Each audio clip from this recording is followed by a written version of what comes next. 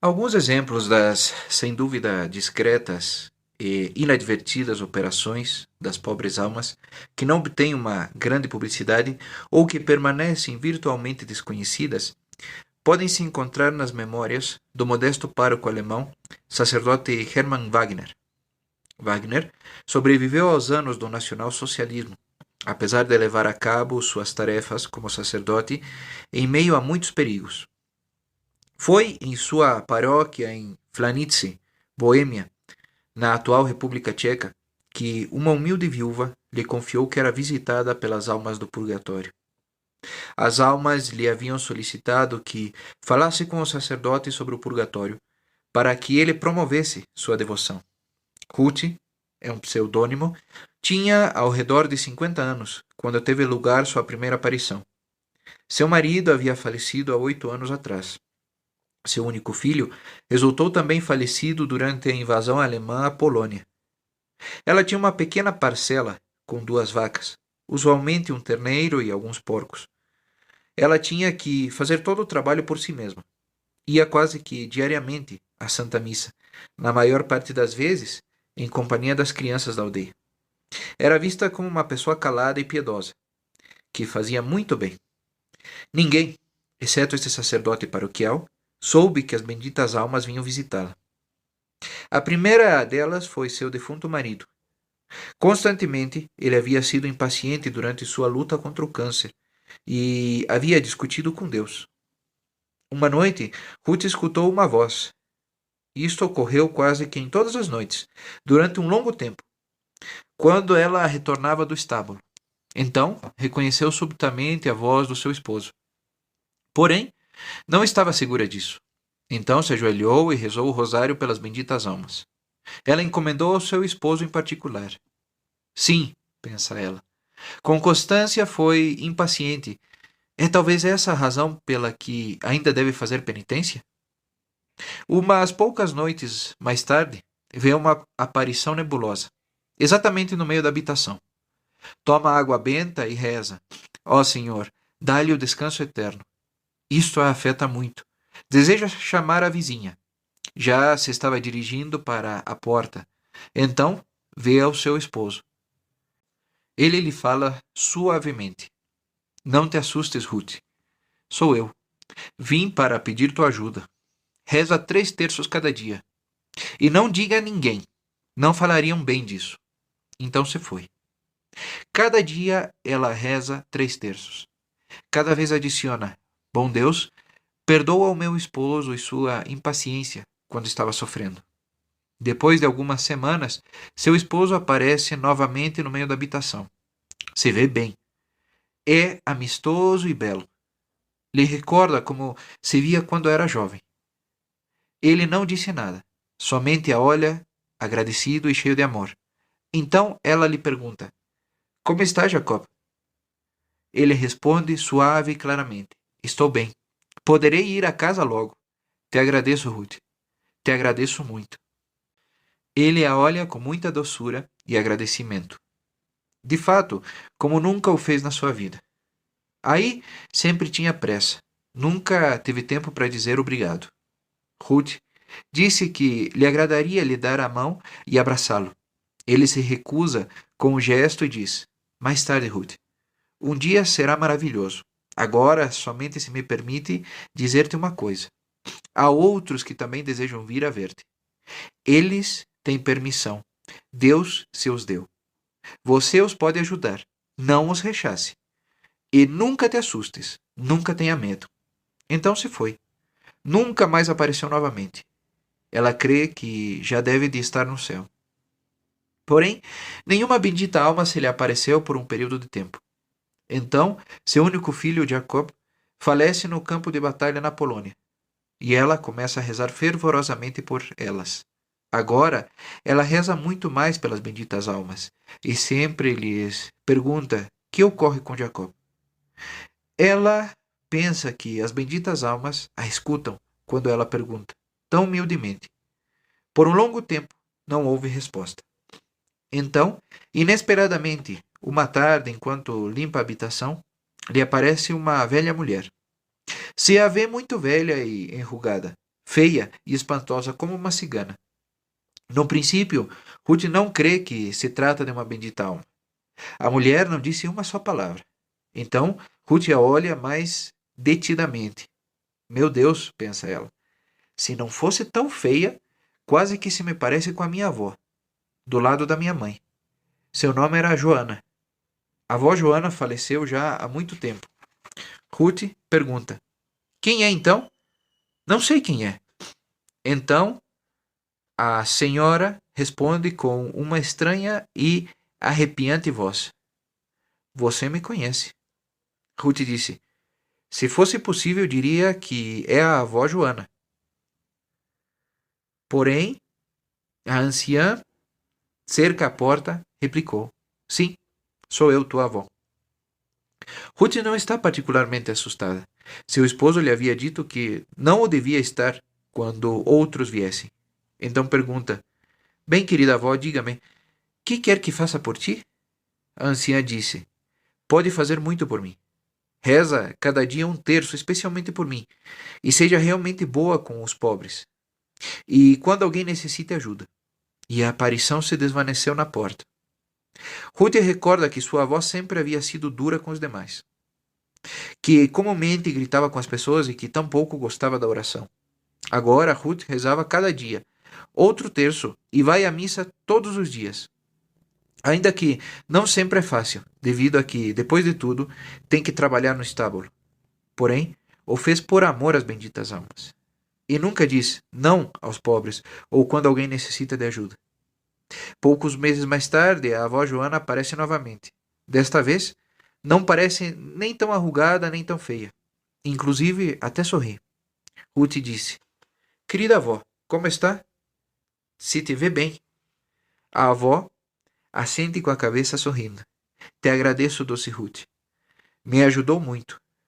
No princípio, meu ascenso foi terrivelmente longo e cheio de pedras, que quase me desesperei. Já não está tão longe. Te agradeço, Ruth. Quando já se havia voltado para ir-se, olha novamente a Ruth sorrindo. Sempre perguntou o que ocorreu com teu filho, Jacob.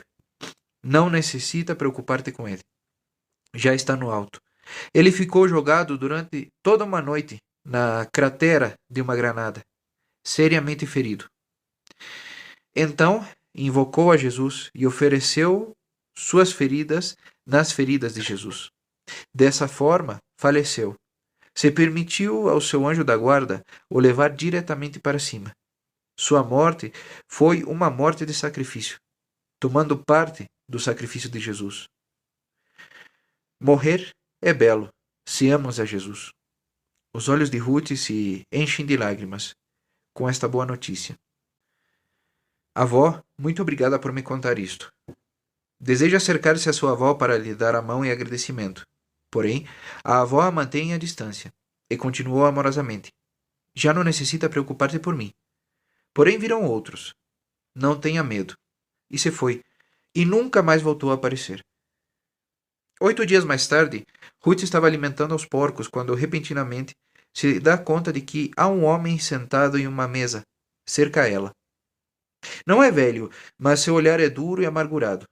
Se vê como um perigoso criminoso, pensa Ruth.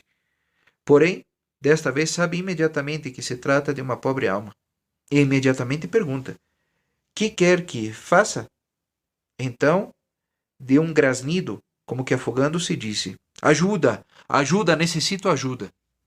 Ruth: Como posso te ajudar? Responde: Seja boa com a gente, também com o gado. Seja boa, pensa no bem, fala do bem, faz o bem. Seja boa e dá-me qualquer bem que eu faça. Então se vai. Ruth não pode recordar o haver visto em sua vida. Deve se tratar de um completo estranho. Necessita o sacrifício de ser boa, crê Ruth. Provavelmente porque foi mal em sua vida e não deu amor. Enquanto isso, outras almas também vêm. Elas têm seus pedidos, todas elas ainda mais orações, ainda mais sacrifícios. Ela come apenas batatas e leite azedo. Renuncia a todo o seu descanso. Quando pensa que não pode fazer mais, se dá conta de que as pobres almas a acomodam. Não se permite que venham mais que aquelas as quais ela pode ajudar. Ela também é muito boa com os animais no estábulo. E o efeito é que os animais se apegam muito a ela. Ela tem um pequeno bezerro que já tem 3 meses, em perfeita saúde e muito apegado a ela. Considera manter o bezerro e desfazer-se de uma das vacas mais velhas. Então, recebe a visita de um parente afastado que admira o bezerro, expressa sua necessidade por ele. Ruth pensa no homem com o rosto duro que se lhe apareceu. Ela lhe pergunta: quer o bezerro? Ele disse que nesse momento não pode pagá-lo, senão que mais tarde, quando as coisas melhorem. Ruth lhe disse: está bem, só leve-o. O parente está feliz. Não pode agradecê-lo o suficiente. Porém, o pequeno bezerro se foi. O pagará alguma vez? Não é importante, pensa. É uma boa obra, como a que havia demandado a pobre alma. Pela noite, justo quando Ruth se levanta depois de rezar o rosário, ele está sentado novamente na mesa. Já não está duro nem amargurado. Mas bem, parece um homem benevolente e de boa natureza. Ruth lhe pergunta: agora, bom homem, está satisfeito com a minha bondade? Ele se levanta e inclina seu corpo em reverência. Me ajudaste muito com a tua boa obra. Todos os pesados grilhões caíram do meu coração. Agora posso olhar alegremente para cima. Lá em cima, tudo é unicamente amor. Agora, meu caminho já não está sem esperança. Te agradeço. A cadeira na qual estava sentado está vazia agora. Nunca mais retornou. Algumas almas expressam a sua aparência, os pecados pelos que tiveram que fazer penitência. Ao igual que a natureza da penitência, não diferente ao jovem irmão que apareceu ao Padre Pio. Uma jovem mãe, com o rosto envelhecido e endurecido pelo choro, apareceu enquanto buscava desesperadamente os seus 5 filhos. Havia descuidado sua educação religiosa e agora tinha que sofrer o terrível sentimento de que eles estavam perdidos eternamente por sua negligência. Ruth deu satisfação a Deus em seu lugar, ao tomar a dor adicional, dando-lhes instrução religiosa às crianças da aldeia. Ao aparecer novamente depois de 2 meses, a aliviada mulher declarou que se lhe havia permitido ver aos seus filhos, desde longe. Curiosamente, ainda estavam vivos sobre a terra, e já não tinha necessidade de ter medo de perdê-lo novamente. Esta humilde vidente havia recebido muito conhecimento sobre o purgatório. A maioria das pobres almas não se lhes permite nunca fazer conhecer sua situação aparecendo a alguém. Ela ressaltou. Em particular, não as mais pobres dentre as pobres almas. Ruth afirmou também que uma certa categoria de almas do purgatório fazem penitência em uma escuridão e desolação tão terrível que creem que estão perdidas para sempre. Se uma das tais almas aparece, seria inaguentável. Se um ser humano visse sua condição real, morreria. Aprendeu também que muitas almas orgulhosas vão ao inferno. Se salvam, seu purgatório é acendido pela humildade e o amor de Cristo. Inicialmente, a humildade de Cristo trabalha neles como uma inefável labareda de fogo, que queima e queima até que no final todo orgulho se derreteu. Assim explica Ruth o fogo do purgatório, como o fez Catarina de Gênova. Os vivos podem ajudar a essas almas orgulhosas oferecendo humilhações por elas. As advertências de Ruth aos vivos se parecem às de Catarina e a Santa Faustina também. Muitos se dirigem diretamente ao purgatório. Vivem até o último momento, ainda que estejam seriamente enfermos, ainda em seu leito de morte, como se tudo estivesse bem, dedicados exclusivamente ao terreno.